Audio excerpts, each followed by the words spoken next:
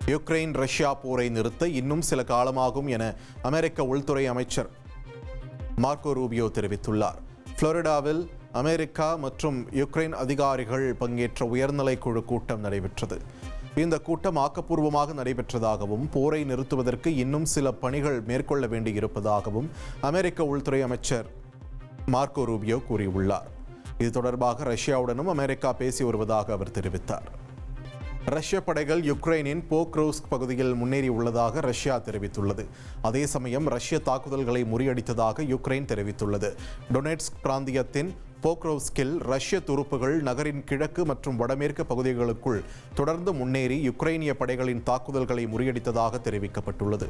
கடந்த 7 தினங்களில் ரஷ்ய படைகள் யுக்ரைனுக்கு எதிராக சுமார் 1400 ட்ரோன்கள், 1700 குண்டுகள் மற்றும் 66 ஏவுகணைகளை பயன்படுத்தியுள்ளதாக யுக்ரைன் அதிபர் ஜெலன்ஸ்கி தெரிவித்துள்ளது குறிப்பிடத்தக்கது.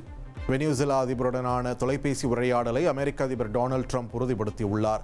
வெனிசுலா அமெரிக்கா இடையே பதற்றம் அதிகரித்து வருகிறது.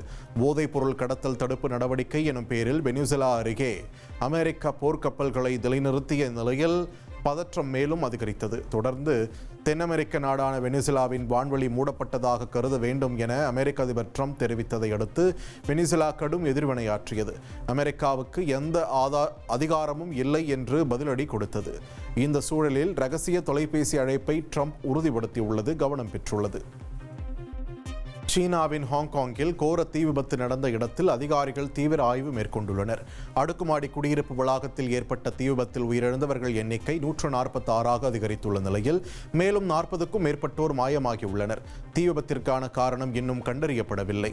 ஏற்கனவே ஆபத்து என எச்சரிக்கப்பட்ட போதும் எவ்வித நடவடிக்கையும் எடுக்கப்படாததால் இத்தீ விபத்து ஏற்பட்டதாக பொதுமக்கள் குற்றம் சாட்டியுள்ளனர். ஊழல் மற்றும் மோசமான கட்டுமான மேற்பார்வை குறித்து சுயாதீன விசாரணை நடத்த கோரி மனு அளித்த இளைஞரை போலீசார் பிடித்துச் சென்றதால் பரபரப்பு ஏற்பட்டது. அதிகாரிகள் பெரிய அளவிலான விசாரணையை துவங்கியுள்ளதாகவும் தெரிவிக்கப்பட்டுள்ளது. இனி செல்லும் இடமெல்லாம் செய்தி. தந்தி டிவியின் வாட்ஸ்அப் சேனலை ஃபாலோ பண்ணினா செல்ல இருக்கும் இடமெல்லாம் செய்தி. இதோ QR கோட் இப்பவே ஸ்கேன் பண்ணுங்க, ஃபாலோ பண்ணுங்க.